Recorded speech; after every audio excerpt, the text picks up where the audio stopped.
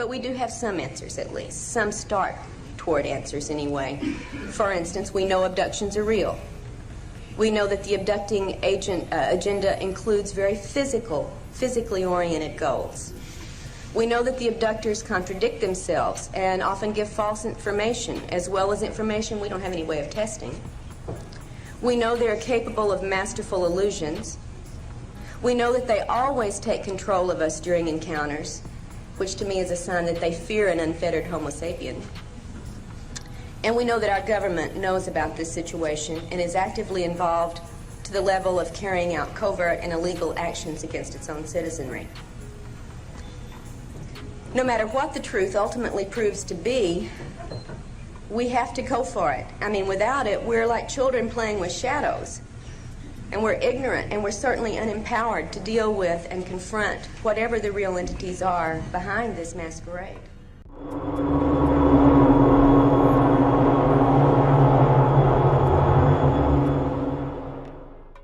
Hola gente, ¿cómo les va? Gracias por estar de nuevo en mi canal. Hoy vamos a presentar a Karla Turner, vamos a hacer un análisis y un informe. Como siempre lo digo en varias entrevistas, Karla Turner es el pilar de información de este canal, junto a Corrado Malanga, y aquí mi compañero y amigo Luciano Gagliano nos va a dar una presentación de un informe de Karla Turner. Luciano. Hola Pablo, hola a todos. Nosotros insistimos un poquito con Karla Turner, la mencionamos mucho, y a veces pasa el tiempo y nos olvidamos de la profundidad del trabajo de Karla Turner. Nosotros vamos ahora a poner un video con un audio que es un tributo que le hicieron a Karla Turner en la revista UFO Magazine por parte de John Chambers. Eso lo tradujimos, lo pusimos en audio y yo les pido que le presten atención. Son 11 minutos, pero 11 minutos donde está concentrado y de manera muy detallada todo el legado que dejó la estimada Karla. Y después, si quieren, lo charlamos un poquito en detalle, todo lo que significó su trabajo. Así que, Pablo, te invito a que lo reproduzcas y seguimos. Muy bien, les invito a ver el video.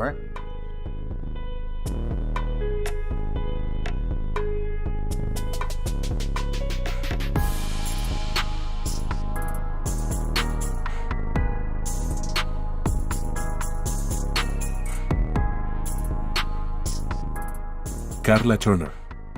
Tributo póstumo de John Chambers, UFO Magazine. Si quisiera encontrar 4 palabras para describir la vida de la investigadora de abducciones extraterrestres Dra. Karla Turner, esas palabras podrían ser intrépida activista de derechos humanos. Turner, ex profesora universitaria y doctora en estudios del inglés antiguo de la Universidad del Norte de Texas, fue la autora de 3 libros sobre el fenómeno de las abducciones: Enter the Fringe en 1992, Taken en 1994 y, con el psíquico Ted Rice, Masquerade of Ángeles en 1994. Estaba convencida de que los extraterrestres no estaban aquí para ayudarnos, sino para robarnos la soberanía de nuestras almas. Ella quería que contraatacáramos, con el mismo coraje que ella misma demostró cuando, después de un periodo de lucha y al igual que Mae Brussell y Ian Livingstone, sucumbió a una forma de cáncer de mama particularmente virulenta y de acción rápida, el 9 de enero de 1996. La erudita, autora y activista, nació en 1947 y vivió en Roland, Arkansas. Estuvo involucrada en trabajos de investigación de abducción extraterrestre desde 1988. Había llegado a la conclusión de que 2 rasgos caracterizaban el comportamiento extraterrestre, sobre todo, engaño y crueldad. En Enter the Fringe, contó las experiencias de secuestro de ella misma, su esposo Casey, un nombre falso, y varios otros miembros de su familia. La familia se dio cuenta de sus experiencias por primera vez en 1988. Más tarde, pudieron recordar acontecimientos de secuestro que se remontaban a su infancia. Las experiencias fueron uniformemente inquietantes. En su segundo libro, Taken, publicado como Masquerade of Angels por su propia imprenta, Cloudworks, en Roland, Turner contó las historias de 8 mujeres secuestradas que se habían puesto en contacto con ella después de la publicación de su primer libro.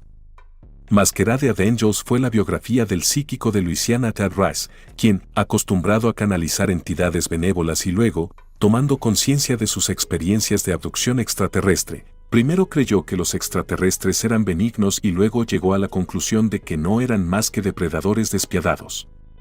De principio a fin, a Turner le sorprendió lo contradictorias que eran las historias de los extraterrestres. Ella afirmó que dirían cualquier cosa que quisieran para lograr sus fines. Como lo informaron los abducidos en Taken, los extraterrestres insistieron de diversas maneras en que habían venido para ayudarnos a enfrentar el próximo desastre ecológico, hibridizarnos para nuestro bien y el de ellos, ayudarnos a evolucionar, tomar nuestro material genético para revivificar su raza moribunda.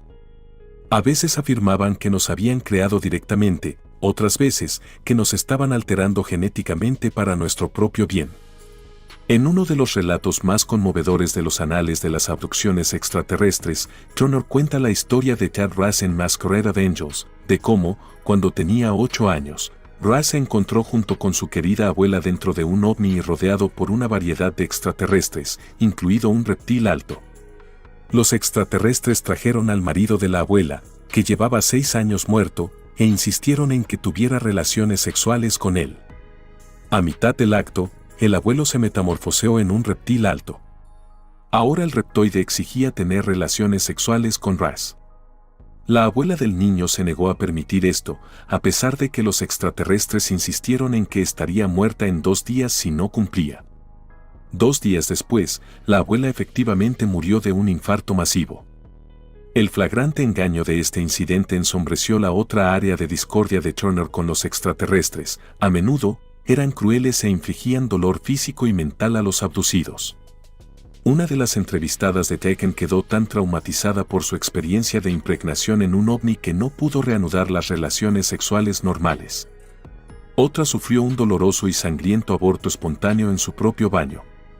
A causa de un maltrato de los extraterrestres, una tercera víctima sufrió una lesión en la columna tan grave que su médico le advirtió que podría resultar permanente. Y estos problemas físicos iban acompañados del trauma emocional habitual del abducido, confusión, terror, paranoia y ambivalencia. Si los abducidos a menudo llegaban a creer que los extraterrestres debían de alguna manera tener algún propósito elevado, era porque, insistía Turner, tenían control total sobre nuestras mentes. Turner citó muchos casos que mostraban una tecnología psíquica que permitía a los extraterrestres hacernos ver lo que querían que viéramos. Estaba segura de que podían crear escenarios de realidad virtual a voluntad. Los abducidos se llevaron a casa sus experiencias de abducción como recuerdos de lo que los extraterrestres querían que recordaran. Incluso lo que fue revivido bajo hipnosis podría ser solo un recuerdo pantalla. Turner estaba profundamente en desacuerdo con aquellos que afirmaban que veríamos el fenómeno de la abducción extraterrestre como benigno si pudiéramos entenderlo, pero no éramos capaces de entenderlo. La autora explica detalladamente en Taken lo que se convirtió en su credo, a pesar de lo que algunos destacados teóricos de la abducción nos dicen acerca de evitar pensar en términos de bien y mal o positivo y negativo. Cuando se trata de extraterrestres esto no se puede hacer, ni debería serlo. Para estas mujeres, para mi esposo y para mí, para todos los secuestrados, sabiendo que hemos sido hechos parte de esta agenda y que hemos sido implantados, capacitados y programados para participar en algún escenario futuro, ¿cómo no podemos preguntarnos con qué propósito se utilizarán nuestras mentes, cuerpos y almas? Turner consideró al menos una teoría integral sobre por qué tuvieron lugar las abducciones extraterrestres.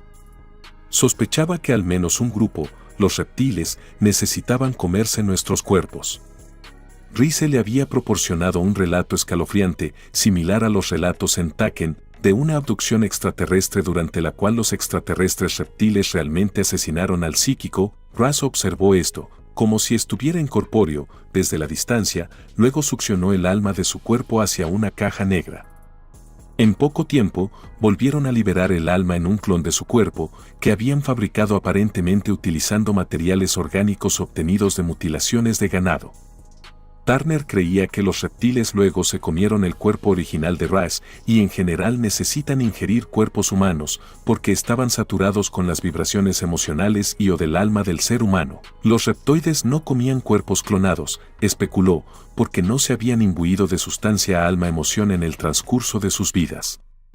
Turner también se preguntó si los híbridos mencionados con frecuencia no podrían ser simplemente forraje orgánico utilizado para fabricar los cuerpos de los grises, cuidadosamente entrenados y parecidos a zombies. Lo que Turner percibió como el engaño y la crueldad de los extraterrestres, junto con la total falta de reciprocidad en sus acciones, la convirtió en una activista de derechos humanos que insistió en que debemos defendernos y recuperar nuestras almas de esta especie rapaz y no humana. Ella especuló que los alienígenas se habían desarrollado paralelamente a nosotros, en esta Tierra, y que luego devinieron en transdimensionales. Aceptar una explicación espiritual para el proceso de abducción y las entidades abductoras, dijo a un entrevistador para Contact Forum en mayo-junio de 1995, es temerario y potencialmente peligroso para nuestras almas. A otro entrevistador le reiteró que, si no nos movilizamos, podemos llegar al punto en que cedamos la soberanía de nuestras almas. Debemos defender nuestras almas y creo que existe la posibilidad de descubrir cómo cambiar la situación. Hasta poco antes de su muerte, Turner emitía regularmente verdaderos llamados a las armas desde los podios de conferencias sobre ovnis en Estados Unidos y en el extranjero. Los extraterrestres, dijo una y otra vez, usaron sus poderes para controlar nuestras percepciones y practicar la desinformación para romper nuestra resistencia y engañarnos haciéndonos creer que estaban interesados en nuestro bienestar cuando no lo estaban. Toda la evidencia, dijo, sugería que sus propósitos eran totalmente egoístas y sin tener en cuenta las necesidades del Homo sapiens. Ahora era el momento, insistió, de trabajar para recuperar el control. ¿Cómo se puede hacer esto? Turner sostuvo que la mejor defensa contra las intrusiones alienígenas no era la terapia de abducción, aunque podría ser útil, sino la investigación de la abducción en sí. Ante audiencias de todo el país, enumeró los que consideraba los únicos hechos que podrían interpretarse sobre los invasores alienígenas, a saber, no sabemos con certeza qué son.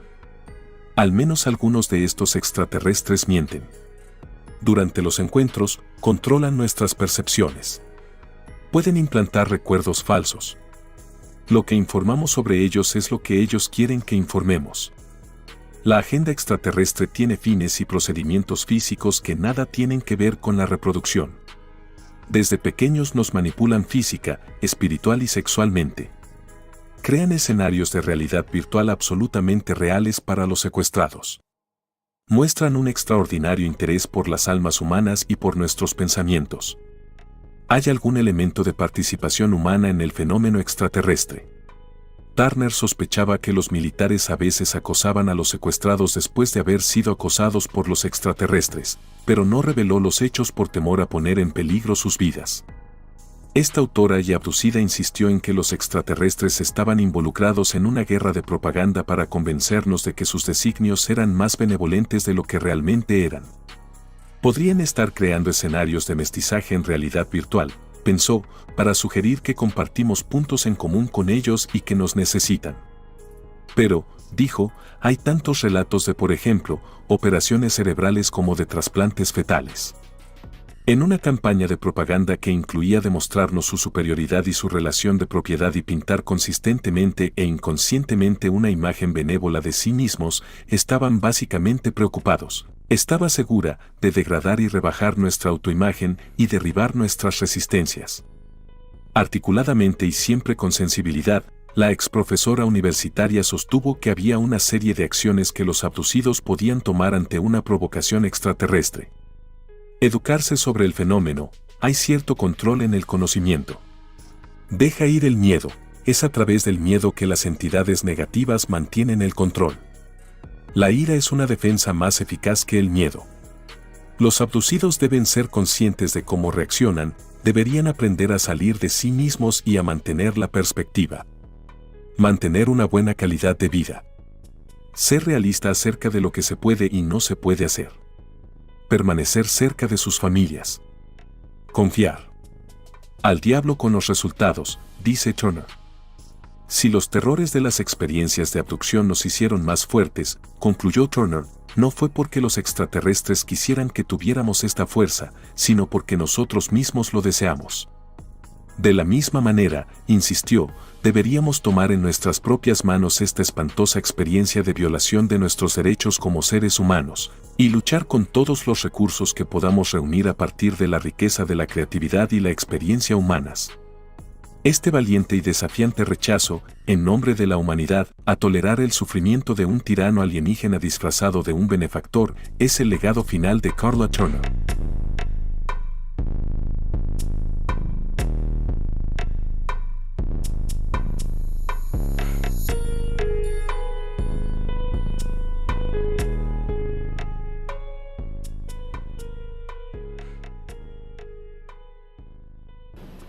Realistic dreams that some of them are almost like games. They're so clear and like real time, but I don't know, maybe it's my mind sorting out everything it needs to, but I have more anxiety during the waking hours than I do at sleep. Anyone else? To many other people with the experience.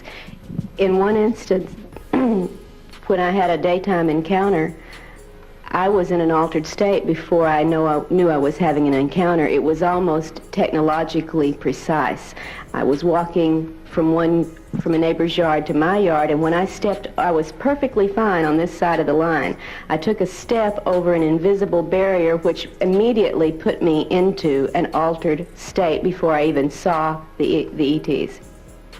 So I felt it was very much an imposed, external, technologically produced state of mind, so that when I looked up and saw the little beings there in the yard, I didn't freak. I did not act as I would have normally. My normal state of consciousness was very much dampened, and there was surprise, there wasn't shock and fainting.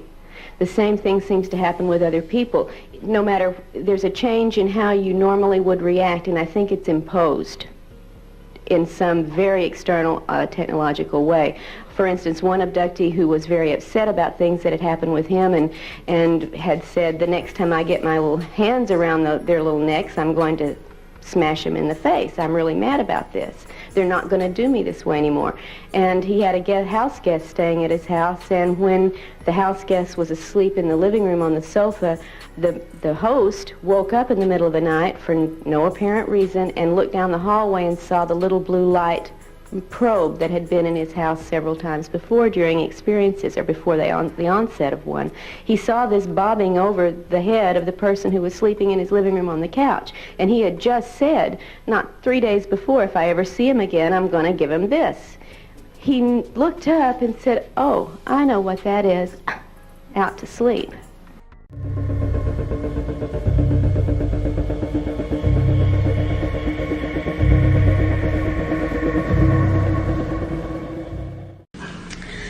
I'm an abductee, and I use that term because I have been forcibly taken and controlled by non-human entities, which makes this an alien abductee situation.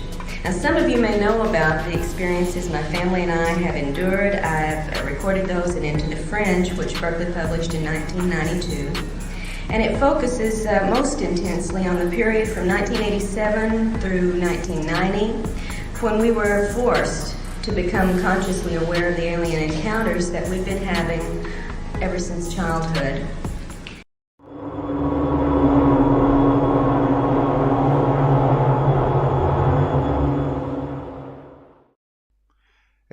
Tremendo el video, Luciano.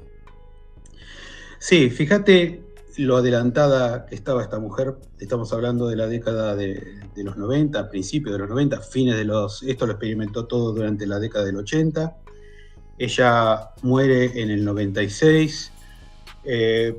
Muy pocos meses antes de morir, ella hace una serie de conferencias que invitamos a que las vean. Eventualmente podemos colgar los links abajo. Pero fíjate lo adelantada estaba y lo abundante en información y lo acertada, según nuestro parecer, que estaba en todo lo que ella logró descubrir. Escuchándola nuevamente, uno se da cuenta por qué Malanga la toma como base. Hay muchísimo de Malanga, ahí yo diría que un 95% es la base de Malanga, que Malanga luego la toma y la lleva más allá. En eso se trata un poco la investigación científica, ¿no? Tomar el trabajo de otros, corroborarlo, y si es así, si lo que el otro ha podido trabajar y observar, vos lo podés volver a corroborar, lo podés llevar más allá. Eso es lo que ha hecho Corrado Malanga. Así que el legado de esta mujer es tremendo, así como fue tremenda la forma en que se cortó su trabajo. Podemos presuponer por qué ha pasado eso, haya muerto tan rápidamente en 6 meses. Pero bueno, era lo que se usaba en aquella época, ¿no es cierto, Pablo? Sí, sí. Bueno, con respecto a 6 meses, ella hizo una conferencia, una de las últimas conferencias, que se la veía muy bien, 6 meses antes de la muerte de ella. O sea, fue un cáncer muy abrasivo. Quizás ella no pudo terminar lo que necesitó terminar, por eso siempre nosotros decimos que si tenemos que hacer una escala de dónde llegó Corrado Malanga, la primera persona que está pegada arriba de ella, abajo de él, es Carla Turner. Carla Turner para mí es la Corrado Malanga femenina o la Liliana Flota norteamericana, porque Liliana Flota, en su investigación, hay una similitud tremenda, es increíble las cosas que han investigado en los 90 Flota y Eduardo Grosso, en comparativa con Carla Turner. Entonces yo creo que Carla Turner, y siempre digo lo mismo, capaz que se ríen, esto de que a veces Malanga queda como un Bambi de pradera en comparativa a las cosas que haya descubierto e investigado Carla Turner, excepto que Corrado Malanga fue mucho más allá, porque él tuvo la investigación más profunda con Anima, con un tipo de técnica de hipnosis y programación neurolingüística, donde ha llegado muy profundamente a la información que Anima le decía a Corrado Malanga, y Corrado Malanga hizo una casuística, una grilla de Malanga que obviamente estuvo a otro nivel, ¿no? Pero Carla Turner se hizo en los 90, es impresionante porque ella habla de los cilindros, habla de la clonación humana, habla del interés del alienígena por el cuerpo humano, por el alma, por la energía de extracción de energía. Y una de las cosas que llama la atención, ella hablaba, junto con algunos de sus abducidos, de un espacio virtual que generaba el alienígena como memorias falsas implantadas dentro de los abducidos. Aún así, cuando ella sometía a hipnosis a sus pacientes o a las personas víctimas de abducción, donde el alienígena prácticamente se esmeraba para generar una especie de clima de confusión. Number 4. False memories can overlay and disguise the actual events of an encounter. And even with regressive hypnosis, the abductee may recall false scenarios. I'm not talking false memory syndrome as so much has been ballyhooed lately in the press. That's not what I'm talking about.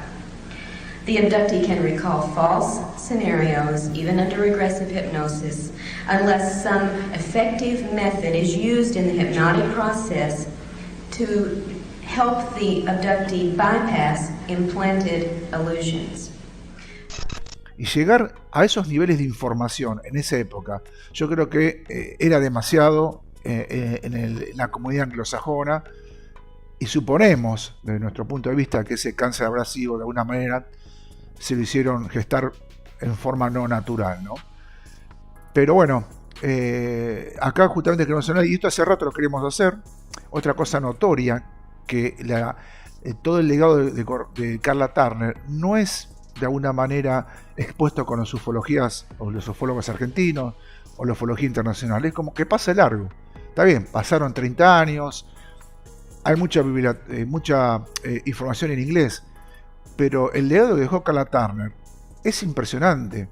Pero bueno, siempre está dentro del legado de las agendas oscuras alienígenas. ¿No, Luciano? Bueno, es que es la característica de ella, y justamente, y la refleja muy bien en sus libros Taking y Mascarada de Ángeles, Es que ella es, no sé si la primera será, pero es la que dicen, ojo que esto no, el carácter benévolo que tiene es una mascarada, es una ilusión.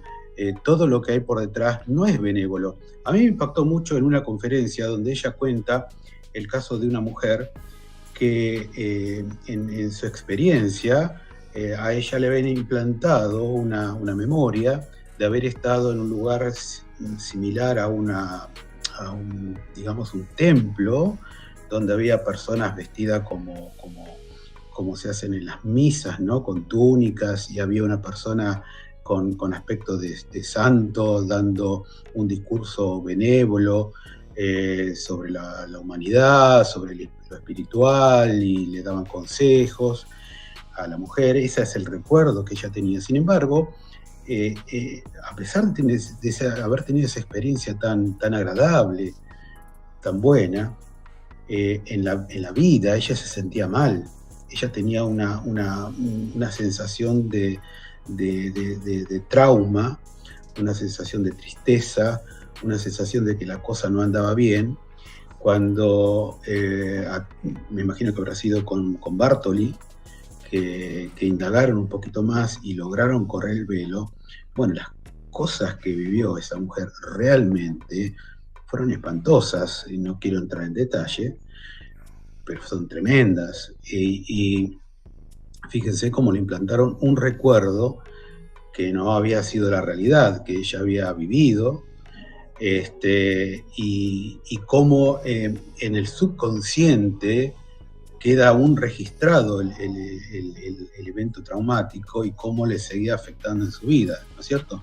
Sí, Así sí. que Carla básicamente fue la que, de las pioneras que descubrió toda esta maquinaria de desinformación para, por un lado, presentar la situación como benevolente, ¿no? Como buena, como positiva para la persona, para la humanidad, para la humanidad, después de que hicieron una serie de tropelías espantosas, ¿no? Ya el mero hecho de ser llevado en contra de tu voluntad, de experimentar, de ser sometido a operaciones, de ser sometido a abusos tremendos, no tiene ninguna base, ningún sustento de benevolente, aunque hasta incluso algunos llegan a decir, bueno, pero de eso han aprendido, las personas han aprendido de ese trauma y han mejorado. Vos lo describís muy bien, como el caso de las personas que vuelven de una guerra, ¿no? Que después hay muchos de ellos que no se quedan con el trauma ni han construido una buena vida, han ayudado a otros, o sea que la experiencia les sirvió. Pero eso no significa que la guerra sea buena. No podemos decir, mirá qué benevolente que la guerra, qué buena que es para la humanidad, hagamos más guerra, ¿no? Claro, ¿No te parece? inclusive Carla Turner, digamos, una característica principal de toda su cosmología era la pantalla camaleón. Esa cosa de disfrazarse de buenos para ser después descubrir la verdad digamos, con una comprensión de la información, como el caso de Ted Rice. Ted Rice es el personaje y el fósil viviente de Mascarada de Ángeles, que está tenemos una entrevista en nuestro canal impresionante sobre Ted Rice, donde él también fue engañado bajo el lema de que se había digamos, tenido relaciones íntimas con una mujer muy bonita llamada Maya, y después descubrió a través de las hipnosis que ese cuerpo de esa mujer bonita en realidad era como una especie de raza alien reptil. Y esto de la palabra reptil, que más de un ufólogo se desgarra las vestiduras, aparece también en el John Mack, aparecen también en como se llama, Linda Moulton Howe, o sea que esta raza reptil se ha visto en varias partes. Pero lo más llamativo es que Carla Turner descubre esta pantalla camaleón, este engaño de donde los alienígenas se disfrazan. Por eso su libro Mascarada de Ángeles, se disfrazan de ángeles para hacer sus extracciones de energía. Bueno, pero John Mack, fíjate, que John Mack llegó hasta la etapa de considerar que todo esto tiene un efecto beneficioso, que estas entidades pueden llegar a ser benevolentes. Llegó a esa etapa y no llegó a la etapa de poder descubrir el verdadero propósito, la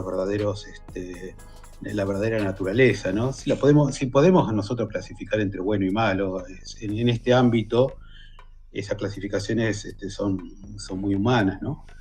Pero digamos que para nosotros son claramente no beneficiosas. Así que ella, fíjate, Ted Rice era un tipo, un canalizador de entidades benevolentes, era un psíquico canalizador de entidades benevolentes, que después se termina dando cuenta de que no era así. Y hemos hablado con él, es un hombre mayor ahora, ha pasado y está pasando, quizás como efecto de todo eso, una vida muy atormentada, muy atormentada. Es lo que pasa cuando te asocias con este tipo de entidades. No hablemos de extraterrestres, nosotros ya no hablamos más de extraterrestres, son entidades que se nos pegan de distintas formas, incluso como entidades benevolentes, como un ser guía. La de los ser guía es otra de las máscaras de este fenómeno, el ser guía benevolente, ¿no es cierto? Algo quiere de vos, te va a dar favores, pero te va a facturar todos los favores que te dé, no te quepa la menor duda. Así que Carla en ese sentido fue la que llegó más allá y bueno, y el estimado Mac no llegó a eso y también murió de manera precipitada, atropellado. Bartolik murió con su marido en un accidente de tránsito, los dos. Así que bueno, se ve que es algo de lo que en realidad mucho en aquel entonces no se podía hablar. Uh-huh. Y ahora como que es como que en el mar de la información, de los medios sociales, de internet y qué sé yo, todo lo que se puede hablar queda fácilmente cubierto con esa capa de desinformación y de pavadas que dicen unos por acá, pavadas que decimos nosotros, ponele. Entonces nada constituye una verdad, en definitiva la verdad está ahí, pero todo es contradictorio y todo ese plan de que todo sea contradictorio es totalmente funcional a lo que ellos pretenden. Ellos necesitan más inducir un cáncer o atropellar gentes o tirarlas de un 10º piso o cosas por el estilo, ¿no? Que son casos reales que han pasado. Digamos que todo lo que podamos charlar va a quedar ahí navegando en el mar de la información, y donde otro va a venir y va a fundar una religión diciendo que son benevolentes porque, qué sé yo, le curaron la calvicie, por decir algo, y le deben devoción, ¿no?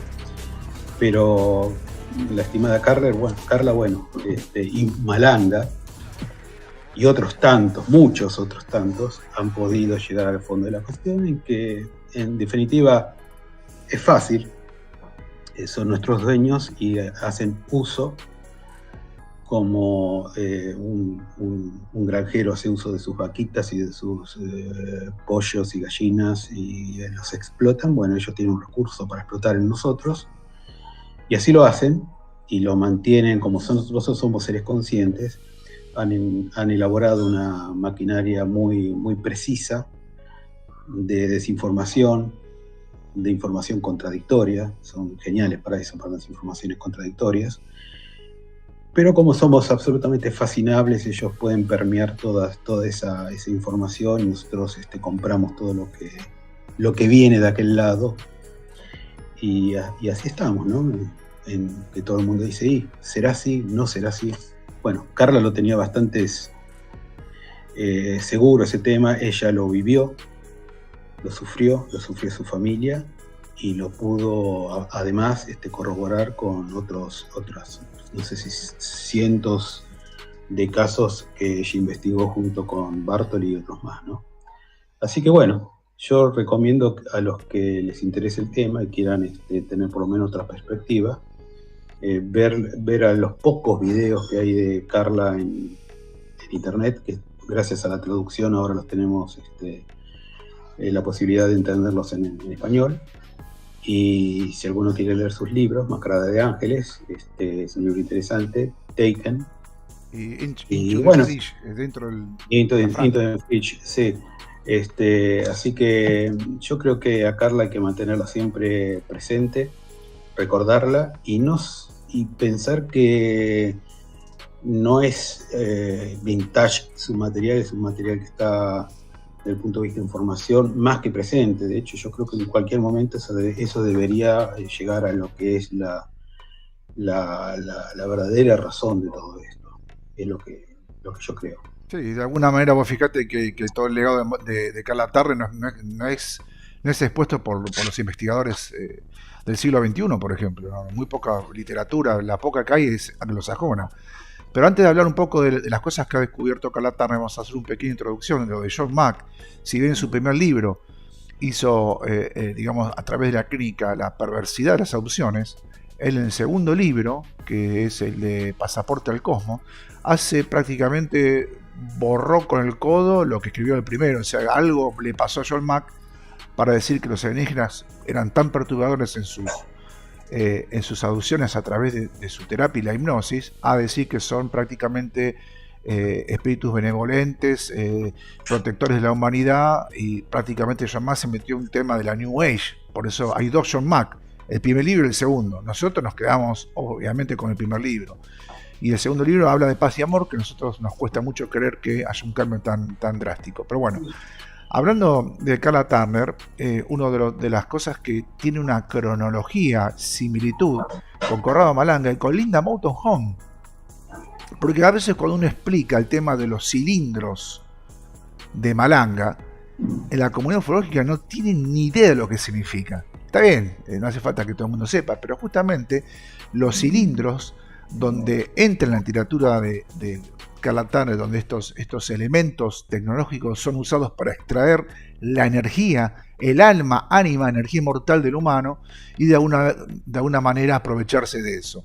Entonces figura los cilindros en sus investigaciones, también como figura también en el caso de Linda Porter, que fue auspiciado por Linda Moulton Howe. O sea que esta información de los cilindros no es que Carla lo inventó de la nada porque hizo una hipnosis y hubo una sugestión. Aparece en varios investigadores un poder tecnológico de extraer el alma del cuerpo a través de estas tecnologías, e inclusive donde dice Linda Moulton Howe y Conrado Malanga y Carla Turner, que en algunos de estos abducidos le hacen tomar un brebaje tipo verde que los mata, asesinan a la persona, le extraen el ánima, y ese ánima va a pasar a otro cuerpo clonado. Y de nuevo empezamos con el tema de la clonación. O sea, cuando se habla de clonación humana en los 90, en las exposiciones de Carla Turner, yo creo que más uno diciendo, esta mujer es una chapita. De hecho acá lo han dicho, que es chapita. Pero sin embargo aparece también en Conrado Malanga, en Linda Moulton Howe y en muchos investigadores este fenómeno de la atracción del alienígena por el alma humana. Por eso la diferencia de nuestro canal de Human Ethereum de exponer este tipo de información, que es muy rechazado en la ufología. Yo acá le voy a leer un pedacito acá de los temas de los cilindros que habla Carla Turner, que dice en su libro, ¿no? Uno de los episodios más importantes del libro es cuando Ted Rice, que es el que hicimos la entrevista a nosotros, recuerda haber sido llevado a una base subterránea junto con otros humanos y animales.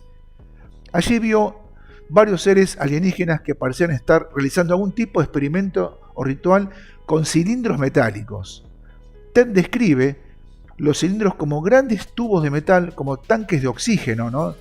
Pero más grandes, quizás uno de 2,5 metros a lo largo, de unos 60 centímetros de diámetro. Según Ted, los cilindros emitían un sonido agudo y vibraban y parecían contener algún tipo de energía o fuerza vital.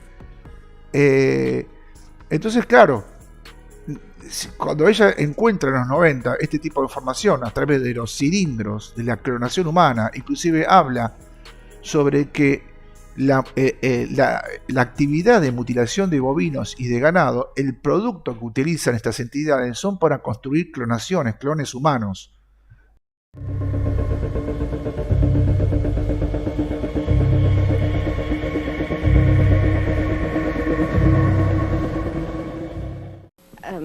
Clark, I'd like to say something, having had the experience and also having worked with and listened to many other people with the experience. In one instance, when I had a daytime encounter, I was in an altered state before I knew I was having an encounter. It was almost technologically precise. I was walking from a neighbor's yard to my yard, and when I stepped, I was perfectly fine on this side of the line. I took a step over an invisible barrier, which immediately put me into an altered state before I even saw the ETs. So I felt it was very much an imposed, external, technologically produced state of mind, so that when I looked up and saw the little beings there in the yard, I didn't freak. I did not act as I would have normally. My normal state of consciousness was very much dampened, and there was surprise, there wasn't shock and fainting. The same thing seems to happen with other people. No matter, there's a change in how you normally would react, and I think it's imposed in some very external technological way. For instance, one abductee who was very upset about things that had happened with him and had said, the next time I get my little hands around their little necks, I'm going to smash them in the face. I'm really mad about this. They're not going to do me this way anymore. And he had a house guest staying at his house, and when the house guest was asleep in the living room on the sofa, the host woke up in the middle of the night for no apparent reason and looked down the hallway and saw the little blue light probe that had been in his house several times before during experiences or before the onset of one. He saw this bobbing over the head of the person who was sleeping in his living room on the couch, and he had just said, not 3 days before, if I ever see him again, I'm going to give him this. He looked up and said, oh, I know what that is, out to sleep.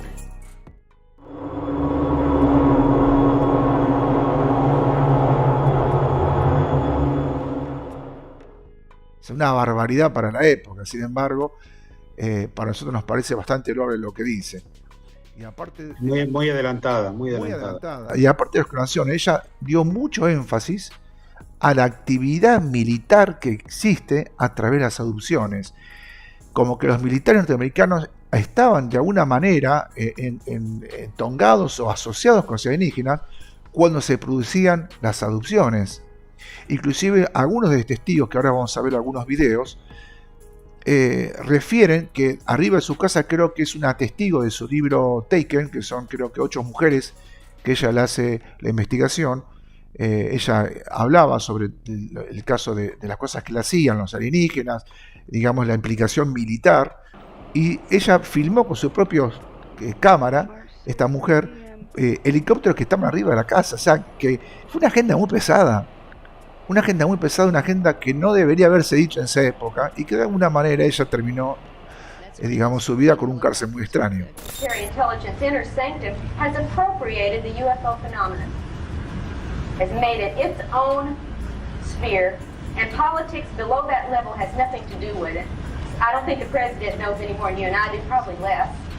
No matter who the president is at any given time. And this power structure has attempted to manage the relevant information for its own purposes.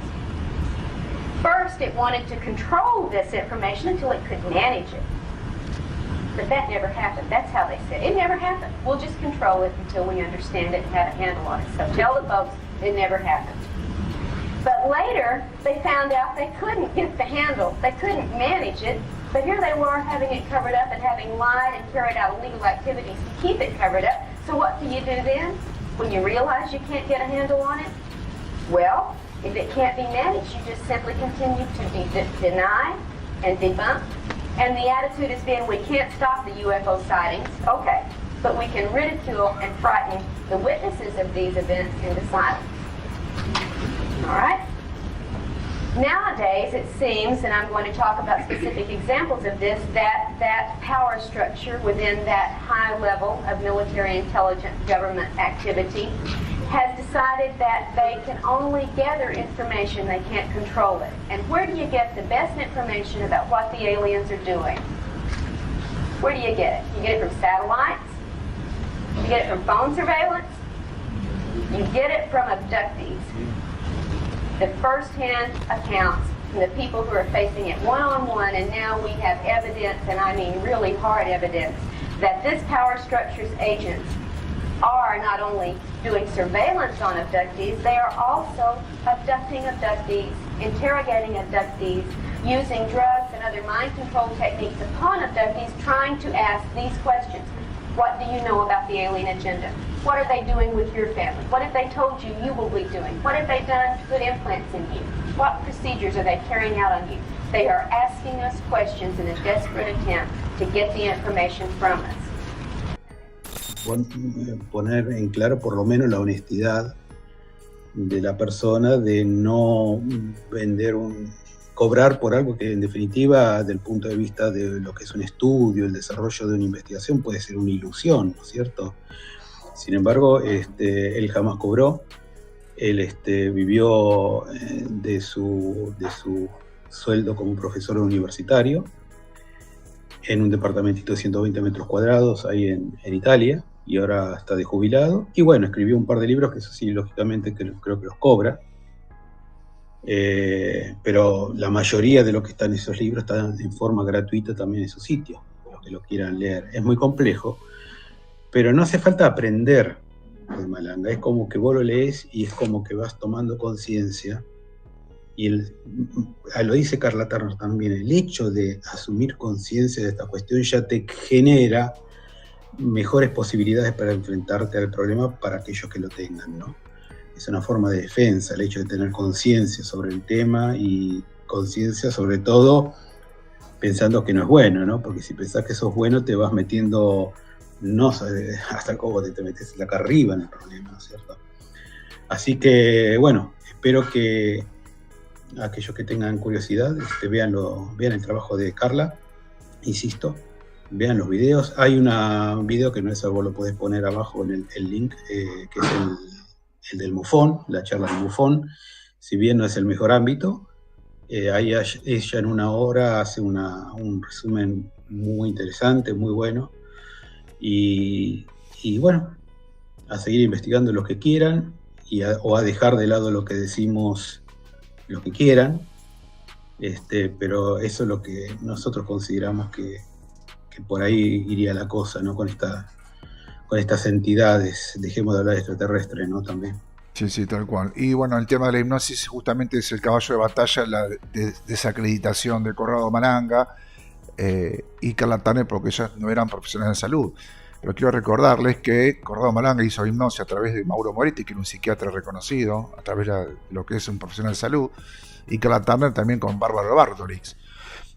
Y tenemos que aclarar que también la hipnosis no es una fuente fidedigna. Hay errores, hay memorias falsas impuestas, lo sabemos perfectamente eso.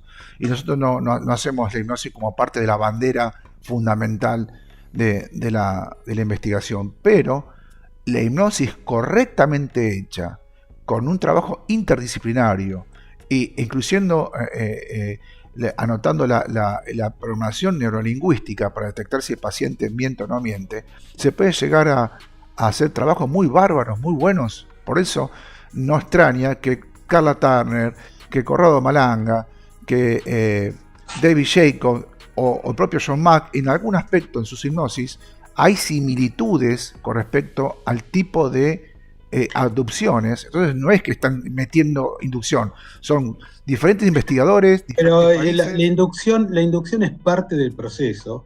La inducción que puede haber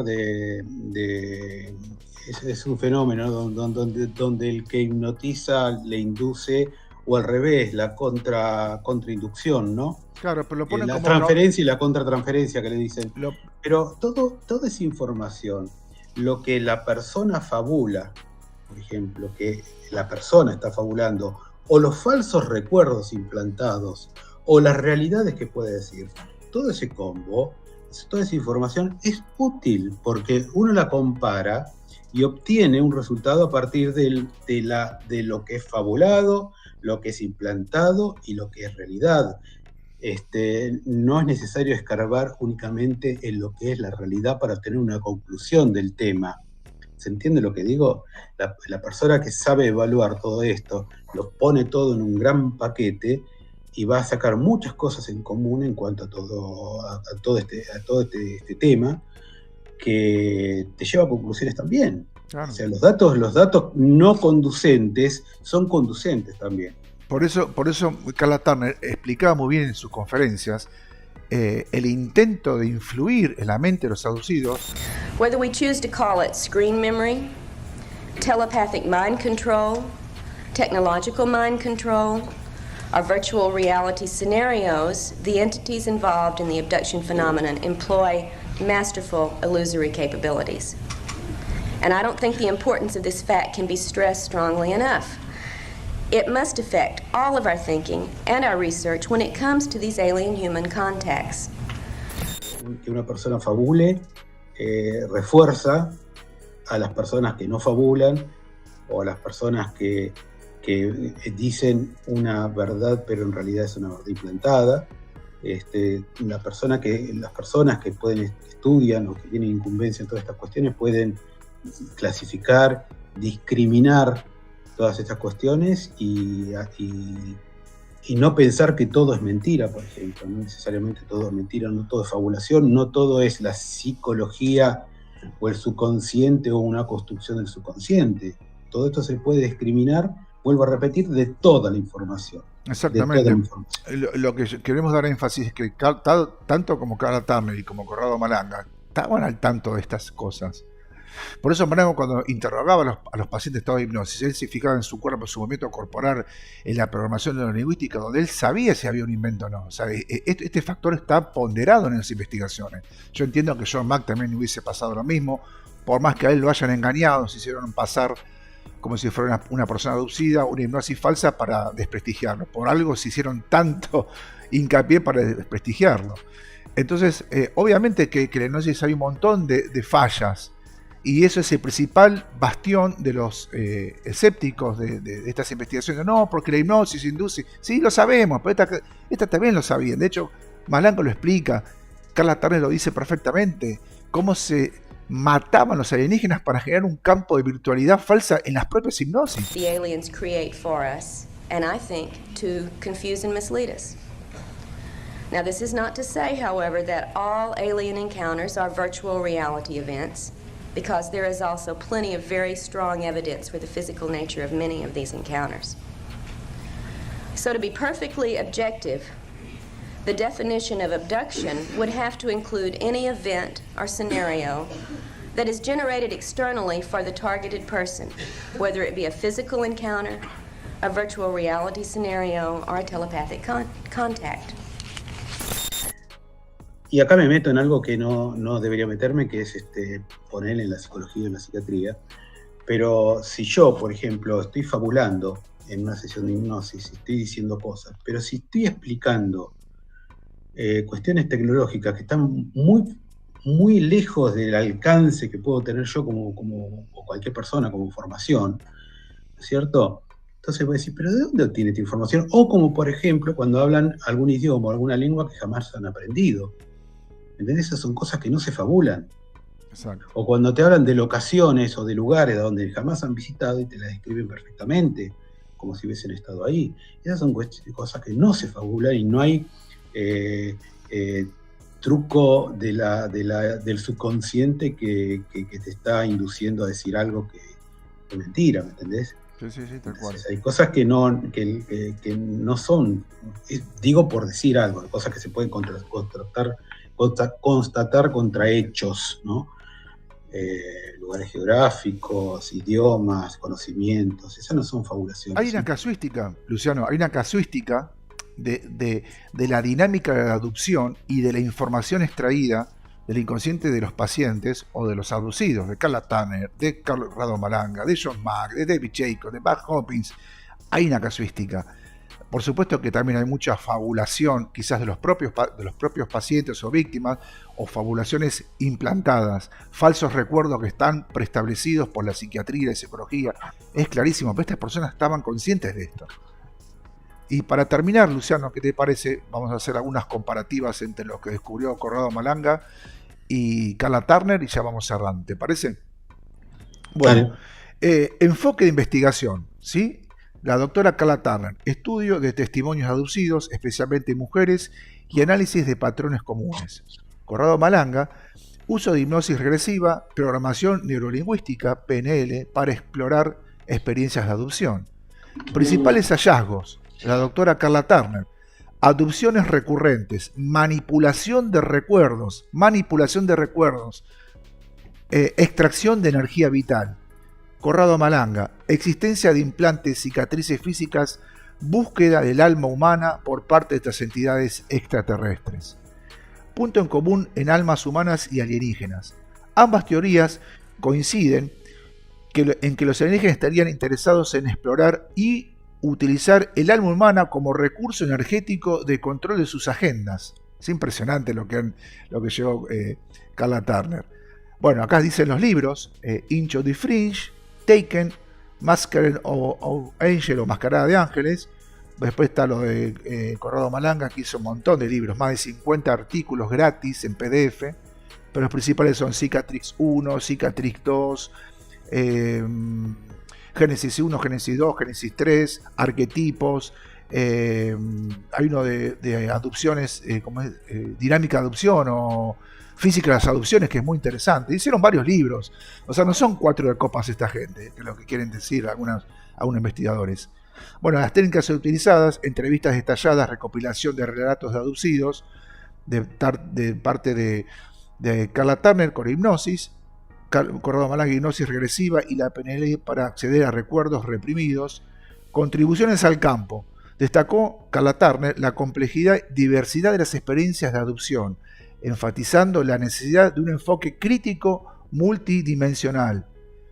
Corrado Malanga propuso modelos teóricos sobre la estructura del alma y la conciencia y su relación con las adopciones, que a través de las adopciones Malanga entiende que hay una conciencia humana y que todo esto de los alienígenas es un catalizador para que el hombre evolucione, pero que no hay que confundir que esto significa que los alienígenas son en pos de buena onda, simplemente que es un catalizador. Es como cuando un árbol genera púas o pinches para que los aves no le coman sus frutos. Se genera una defensa, y gracias a ese ave, ese árbol generó las púas. Si no hubiese estado ese ave, no estarían las púas. Bueno, acá pasaría lo mismo, pero no confundir de lo bueno o de lo perjuicio que hace este gradiente, este vector de interferencia. Perspectivas sobre los alienígenas. Consideraba Carla Turner que las entidades extraterrestres tenían agendas complejas que no siempre eran beneficiosas para los humanos. Corrado Malanga sostenía que los alienígenas buscaban aprovecharse de componentes esenciales del ser humano, como el alma, para sus propios fines. Ambos investigadores exploraron la posibilidad de que los alienígenas interactuaban con almas humanas, ya sea extrayendo la energía o aprovechándose de alguna forma, lo cual se convierte en un tema central en sus investigaciones. O sea, hay mucha coincidencia. Por eso este pequeño tributo que hicimos a Carla Turner, y yo creo que todos los ufólogos deberían investigar y deberían leer Carla Turner, porque no es un vintage, está totalmente actualizado. Bueno, para cerrar, Luciano.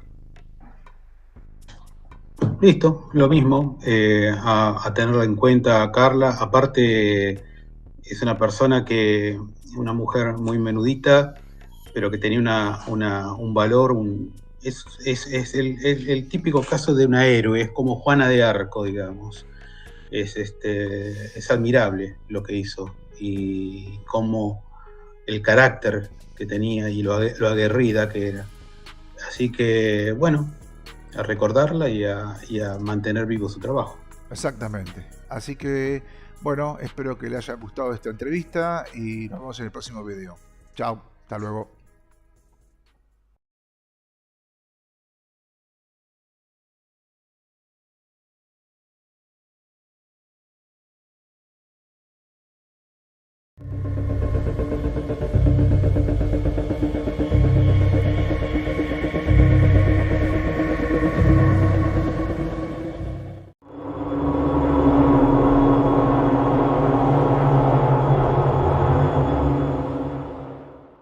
Differences and start working on the similarities and the shared interests that we all have in this field. But we do have some answers, at least. Some start toward answers anyway. For instance, we know abductions are real. We know that the abducting agenda includes very physically oriented goals. We know that the abductors contradict themselves and often give false information, as well as information we don't have any way of testing. We know they're capable of masterful illusions.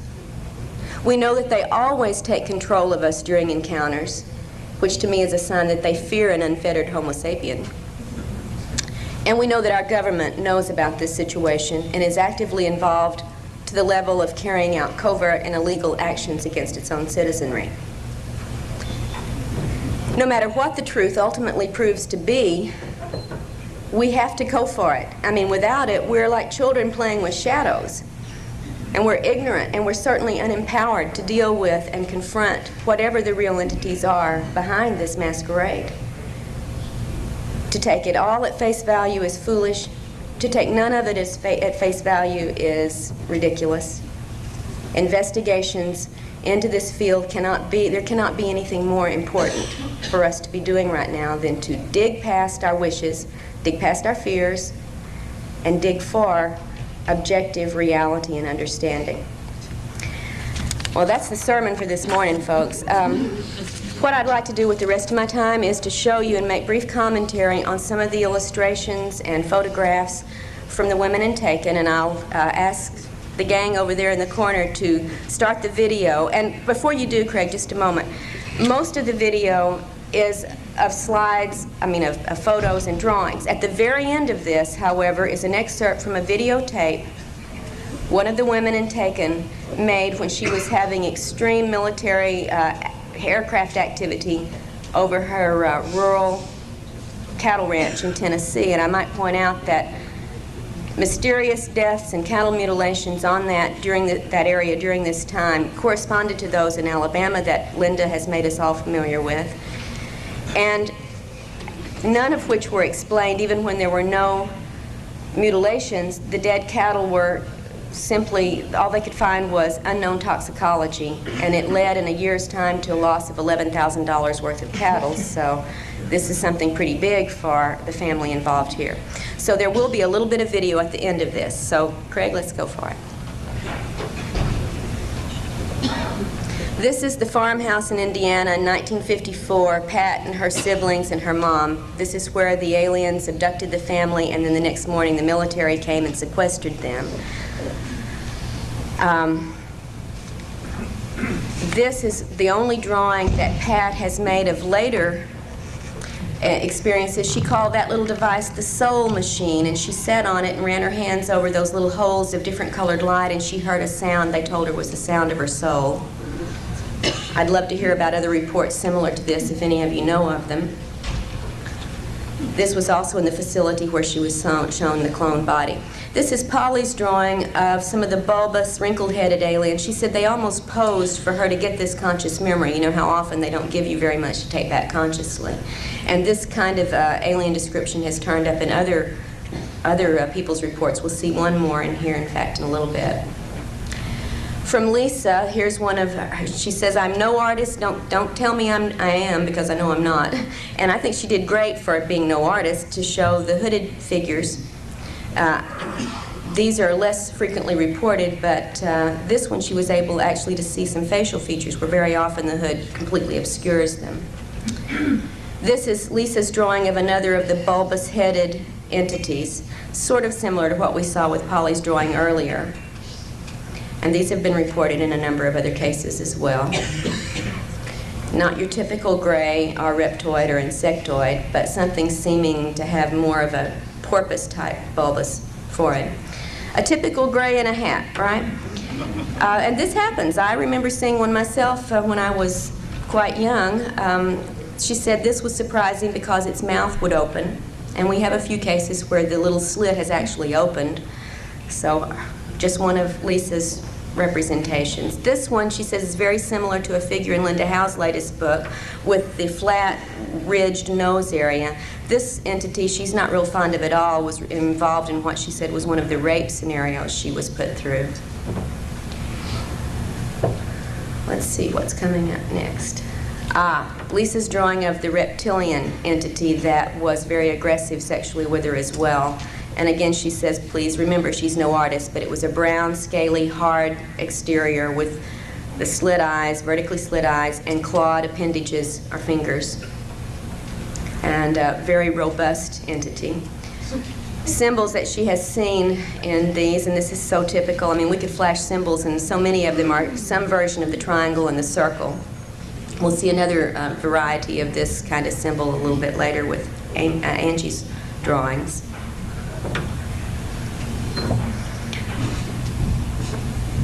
From Anita in Texas, this is a drawing of what she called the tan ones, and she makes a very big distinction between the tans and the grays. She said the grays could care less about us. They're very official or impersonal, but the tans seemed to go to a great deal of trouble to make her want to love them and to elicit love from her. She remembered at one point patting it on the face and saying, "Too bad it's not real." This is the drawing from Anita's granddaughter who lives with her of what she said were the mushroom men who had come into her room one night. These, however, she said were no more than maybe 1.5 feet, 2 feet tall. And you note the drawing details that she is included in 4 fingers and so on. Here's Beth's drawing in Puerto Rico of one of the doctors on board who dealt with her and her entire family in 1978 when they had a massive abduction. Jorge Martinez investigated a lot of this case, but it's only been reported in Spanish so far, so, except for what we have in Taken. Widow peak hairline, very typical reported humanoids. When Beth recalled being taken by the military to a desert area where there was an above-ground compound area, much like what Ted described, being then taken again underground through this adobe or old-type structure into a room with military where she said 2 men in astronaut suits made a presentation here in this underground room to her and a number of other military people who had her there. And she was there not by invitation but by duress. So very similar to what Ted had remembered from the mid-'80s event in Albuquerque. We don't know where these facilities might be, but, you know, Kirtland's not that far away. One of Jane, also one of the women in Taken from Texas, one of the photographs of a UFO, Jane's entire scenario began with a number of overflights of UFOs witnessed by neighbors and relatives, and she was instructed on this day to clean her camera, get new film, and go out. They were going to be there. And this is one of the shots. Some of the body marks that we've talked about so many times, the triangle of punctures on Jane's arm, are typical of what most of us have had recurrently. Let's see if we can go on to some other physical marks, I believe, here. We'll see a little bit later, if not right now. I can't remember the order of these things. Yeah, this scoop mark on Jane's leg. Now, there are some scoop mark reports that we've had, including one in the family, where after the scoop begins to heal, a waxy grayish substance oozes out of this for a while, and then it heals up to the regular scoop mark that we know, and this is one instance of that happening with Jane. Jane's drawing of a memory of being before this council of long-haired, light entities. She cannot recall what they were telling her, however, but this was the best she could do to capture the feel of these faceless entities. And again, this is often a similar situation reported by other people, including one other in the book Taken, Amy. An unusual scenario, Jane recalled only snatches of an encounter in which she saw robed aliens at work in one of the facilities, and she heard them listing certain places in the Texas, Louisiana area by name, certain towns and locations, and then the words activate, activate, activate. The little black box, the memory of the faces, seeing her feet as she's being carried out of here, all just very partial glimpses from an event with in Jane's recollections. And the little black box is very similar to the box used in Ted's cloning soul transfer event. And you notice these weird black tubes coming out. We're going to see that later in other drawings. Jane's most intense recent encounter she tried to relay in a series of paintings, being on the desert planet, so many people report, seeing the UFO coming in, being under control where she couldn't move, and then watching a series of changes where the UFO seemed to beam down this illuminated globe type structure with markings she couldn't really capture in all their detail. And then this going through another stage of transformation from this globe-like decorated object to a floating dark globe with antenna that began to come very close to her, so close that she became fearful she was going to be knocked off the mesa where she was sitting. And the last conscious memory she had of this event was of this globe coming up right to her face. Under regression, we found out some more information about what went on, including an implanting procedure that this globe was involved with in Jane's suppressed memories. This is Angie, the woman in Tennessee. One of the rectangular scorched areas or dead areas on her property from an event, this now for a year and a half, of course, nothing grew there. This was an event she had recalled seeing the night before, or briefly before, I can't recall if it was just exactly the night before, in which there was this rectangular device with two aliens out in the yard near the barn area, apparently taking soil samples, which of course, you know, they've been doing since time immemorial. They just can't get enough of our soil.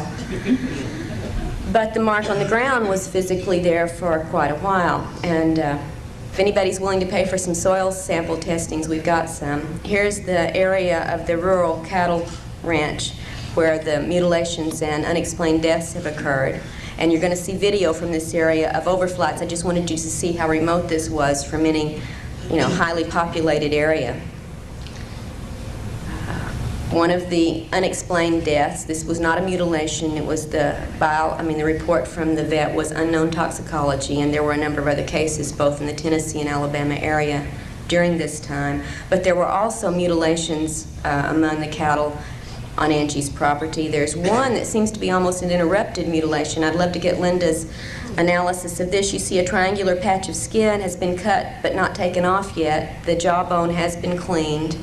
It's like something either was human activity mimicking alien mutilations or an interrupted mutilation of some sort on a calf there.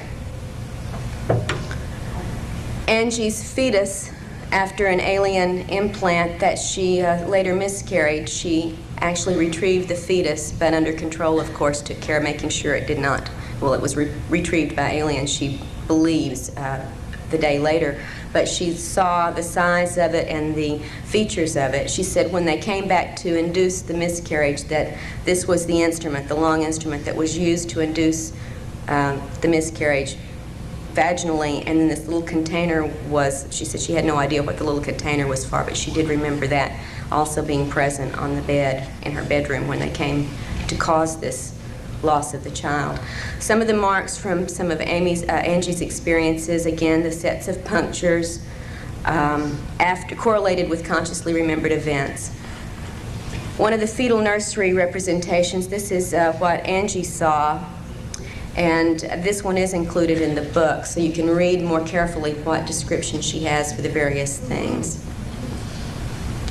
Very similar to what else we've heard about. Angie is an illustrator artist, so she has done a lot better with some of her recollection drawings than many others. But again, in the corner you see the little black box with those hoses running out of it, just like Jane had seen in Texas.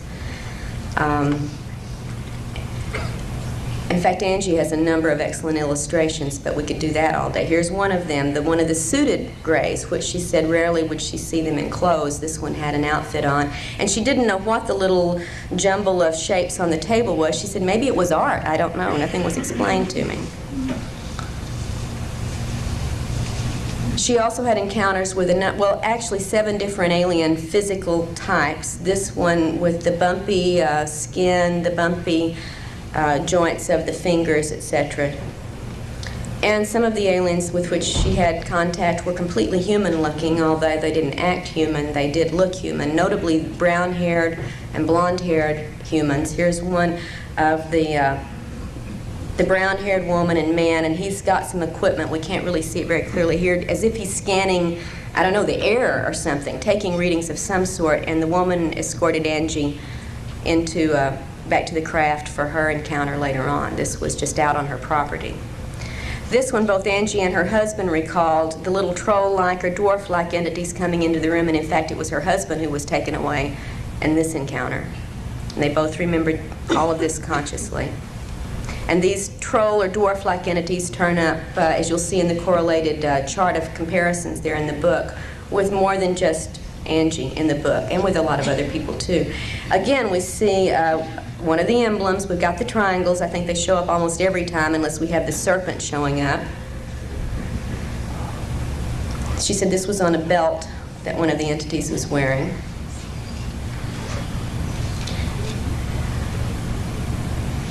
Our timing is a little strange here. Okay, one of the craft that Angie recalls seeing out over the property, and I have not seen a report exactly like this one before, but wanted to include some of the anomalous drawings rather than just the typical things that we often get reports about. Another one over the area, and that's the bottom view of it. It seemed like a fiery or molten-y area, very similar to what's reported in the bottom of the Gulf Breeze crown-type craft.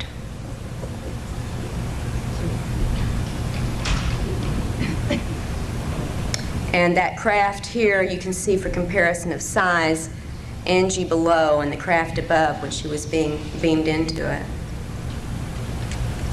Again, out in this area that's very near the northern Alabama border where so much activity has gone on in the past, 3 or 4 years. This is a ground plan of one of the rural military facilities to which Angie was taken. A series of buildings, of areas where craft were parked, of a perimeter fence. This was, and of a rural dirt road. She was taken into one of these buildings and interrogated. And there were a number of other humans there, she said, apparently also abductees besides military personnel. Close-up of the view of the building into which she was being taken, and one of the people who was escorting her.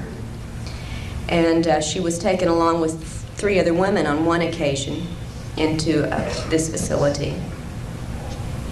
We know of another facility into which she's been taken under conscious control. It's not the same as this one. This strange little craft, from one point of view, looks like a winged aircraft from the military. You've got a little flag on it. The other side, not there. And that back compartment is where she and the 3 other women were placed when they were picked up and taken to a facility. In one of the underground places that Angie recalls seeing was what she called the upturned helicopter, or the rotorless helicopter. And again, we have gotten reports from around the country over the, through the past of similar copter-type devices that apparently are not copters. 2 pictures, Angie was taking pictures of overflight trails, and here it just does not show up. But if we could look at these up close, these are taken identical, moments apart, snap, snap. And in one is a very small object that under enlargement appears to be a spacecraft. It's not there in the other one, so we need more analysis on that. Now on to Amy in Texas. This is a drawing of her conscious recollection of her first UFO sighting in Denton, Texas in the early 1980s, and there was a missing time episode and a very confusing screen memory overlaying what she consciously recalled from this. Amy recalls being taught many things by the entities that have worked with her, including, as here with her 2 young daughters, being shown how to pass through solid objects. And since she had mastered it, now they were going on to the daughters. Of course, she can't do it when she's not with the aliens. One of her daughter's drawings of a ball of light that she has seen a couple of times in the house, and this is a young child's drawing. She says she's only seen this one a couple of times. It's 2 to 3 feet wide, but the one she has seen more frequently is much smaller, like a probe device that we've heard reported numerous times. This one being slightly different, as you'll see here. She said it's like a wiggly tail appendage coming off of this one, but she says this is frequently in the room with her. And she doesn't seem to be fearful of anything to do with these probes, these light sources, although she's not real happy when the aliens have interacted with her. This is a recent just doodle that the daughter had made at 8.5 years old that the mother managed to get me a copy of, and you can see a lot of what she's doodling out here obviously has some significance to the abduction experiences she's had. Amy's memory of consciously waking up as she's floating down her hallway into the kitchen and out the back door in one of her events. She said that was the conscious part. After she got outside, she didn't remember anything, but you can imagine waking up floating and being a little bit surprised. She quite was. This is the FEMA Underground Center of Government facility across the street from which Amy lived at the time she was abducted and taken to an underground facility with human and alien entities. This is also the same facility that was less than 2 miles from the house my husband and I lived in when he was abducted by military and taken to an underground facility. Just thought you might want to drop in and tour the place. Her screen memory began with this abduction where the alien apologized and removed the implants was seeing what she thought was a big moon with the entities floating above them. Now, a lot of this is from conscious recollection, and some of the drawings are also from what she gleaned through hypnosis. She recalled being in her dining room where these the non-Earth representatives, as she called them, and the human representatives first came to get her, to take her to this facility. And the men all look quite human. She said, in fact, she almost thought she recognized one of them as a political figure, but she wasn't really certain. She was told they were ex-professional pilots, military people, and so on, but when she got up close to one, she could see the vertical slit eyes and began looking at the other men and said she was aware that they had contact lens coverings over their pupils. And without the coverings, with the coverings, they just looked, she said you couldn't tell them from your neighbors. She was told to not remember this scene, and she fought very hard to do so.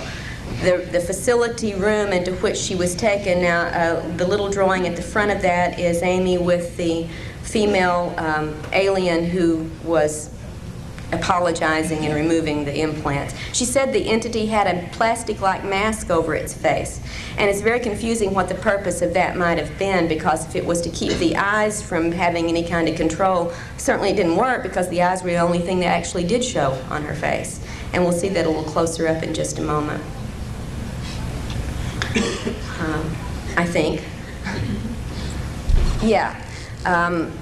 Amy's drawing of the removal of the implant from the ear, which seemed to be of a malleable, flesh-colored substance, and when it was pulled out of the ear and shown to her, it disintegrated. And we have another report, Barbara Barthlick has another case report where an identical ear implant did exactly this when removed. It just broke into pieces and dissolved, disappeared. But she said when she looked at it before it changed, she could see what were embedded in it, like finely placed little wires or filaments that were in this biological-looking or flexible-looking material that was very flesh-colored. Then the removal of the implant from the base of her neck, and there is still a little white circle from where that occurred. At this point, there was nothing on that we had evidence of from the ear removal. This implant was more typical of some others we've seen on drawings and x-rays, metallic filament rod with little filaments on the end. She shows here, as we talked about earlier, where the implants are, the old implants were being placed, and the new ones, she's told, are going into the spine, the brainstem area.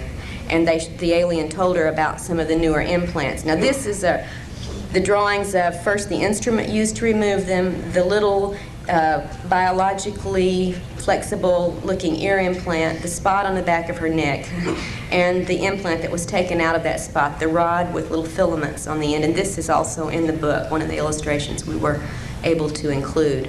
She said that she was told newer implants are being placed through an area behind and slightly below the ear and into the base stem of the brain area and the medulla oblongata. She said they looked like little tiny metallic Tic Tacs, and that the alien told her these were the new ones. She remembered getting the close-up eyes-to-eyes things and having information imparted to her about the nature of the implants. Consciously, she did not remember much about it, but she did remember she was very unhappy about what she was told. And under regression, she retrieved more specifics of these controls, which do match up with the reticular formation area. A more recent daytime sighting right over the Dallas-Fort Worth airport at noon when she was out on lunch break, she said was so amazing because she saw what first looked like 4 UFOs flying in a formation. As they got closer, they looked like airplanes, again in formation, and then as they kept flying, the airplanes lined up and became a solid circular object. One of the nonsense marks, and we certainly get a lot of these, this one happens to be on Amy, marks on the body that are not punctures, not claw marks, not burns, not cuts, they're just designs. And these turn up from time to time, and this one we just were able to get a good photo of. And finally, Amy's drawing of some of the helicopter harassment that has plagued her and her family ever since she made contact with me and began working on exploring her case. And of course, many of us, including our family, have had this over and over and over. Amy's had a lot with the helicopters, and she's had a lot with numerous military flights. So give a listen.